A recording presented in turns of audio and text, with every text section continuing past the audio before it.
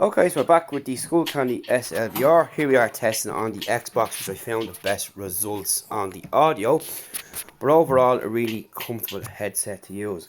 And very nice. And a big comparison between that and Nintendo Switch, but the Xbox being the best audio experience. So you've got your bi-directional mic here with a light here to let you know it's in use, which is removable, which is quite nice and often seen. Soft cups, really nice and comfortable and plush.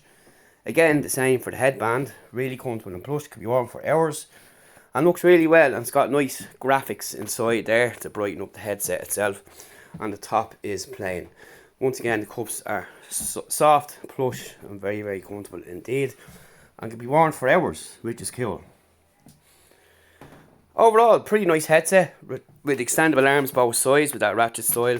Nice and solid, didn't move at all in use, and again you've got that nice style on the inside there which brightens up the headset. This is what it looks like on. Pretty cool and comfortable, and that's about it.